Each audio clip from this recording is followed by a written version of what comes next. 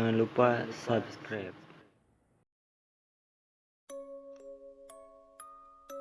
Hingga pada suatu malam, ketika Kusmayadi menceritakan tentang pertemuannya dengan Hendro, bahkan teman semasa kecilnya itu akan membantu mengangkat derajat hidupnya agar keluar dari kemiskinan. Sophia langsung menanggapi dengan serius, bahkan tanpa terduga.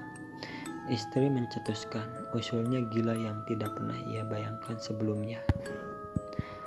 Dengan sangat hati-hati, sang istri meminta suaminya untuk menerima tawaran temannya itu untuk mencari kekayaan lewat jalur pesugihan, yang membuat Kusmayadi terheran-heran. Manakala istrinya memutuskan sendiri untuk pergi ke Jawa Tengah jika Kusmayadi tidak menyetujuinya. Dan yang membuat Kusmayadi semakin salah sikap, Sophia terus merengek agar suaminya bersedia memenuhi keinginannya itu. Resiko yang dijelaskan jika menjalani pesugihan itu juga tak cukup ampuh untuk meredam keinginannya. Bahkan ia mengatakan bersedia jika harus menjadi tumbal dari pesugihan tersebut. Hingga 2 minggu berselang, Kusmayadi masih mampu bertahan untuk tidak menyetujui gagasan istrinya. Tentunya dengan alasan bahwa Hendro belum menghubungi dirinya. Akan tetapi ketika istrinya akan ke Jawa Tengah bersama Hendro, Kusmayadi pun tak berdaya menghindari lagi. Bagaimanapun dia masih menyayanginya. Dia tidak tega jika istrinya berbuat yang tidak-tidak. Hingga pada suatu hari, setelah Kusmayadi memanggil Hendro dan menyetujui tawaran temannya itu, selepas maghrib mereka berkumpul di rumah Kusmayadi. Namun kali ini Hendro datang tidak sendiri, tetapi membawa pula seorang laki-laki yang usianya lebih tua darinya. Pria berwajah dingin itu memperkenalkan diri dengan nama Pak Gugu. Kusmayadi tidak begitu tahu jelas apa maksud Hendro membawa lelaki yang tak dikenalnya itu dalam perjalanan mereka.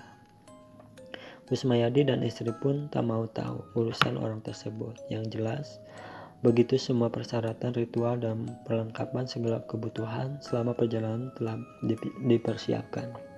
Keempatnya berangkat menuju Jawa Tengah. Usai menempuh perjalanan selama hampir 1 malam, sedan mewah yang disetir Hendro dan Aplusan dengan Kusmayadi pun akhirnya sampai di Jawa Tengah. Namun mereka tidak langsung menuju ke lokasi yang dituju, melainkan istirahat di sebuah rumah makan di pinggiran kota Boyolali. Setelah merasa cukup istirahat dan telah terisi, perjalanan kembali dilanjutkan. Kali ini arah yang dituju adalah kota Grobongan. Sekitar 1 jam perjalanan, kendaraan mereka mulai memasuki kawasan hutan di atas perbukitan yang ditumbuhi pepohonan jati. Tak lama setelah itu disambut dengan suara kicauan burung rutan. Mobil mereka kemudian mengarah pada sebidang tanah luas, di mana pada salah satu sudutnya berdiri rumah berbahan kayu jati. Begitu kendaraan berhenti di perkarangan rumah itu, seorang lelaki keluar, memberi salam dan mempersilahkan mereka masuk ke rumah tersebut. Tak banyak yang dibicarakan pada perempuan itu, yang jelas Kusmayadi baru mengetahui jika pemilik rumah itu kerap dipanggil oleh Hendro dan Gugu dengan panggilan Mbah Brengus. Entah siapa nama asli lelaki berwajah brewok dan berjenggot itu. Kusmayadi tak memperdulikannya. Dia hanya ingin semuanya segera dilakukan, karena sudah merasa kelelahan sekali.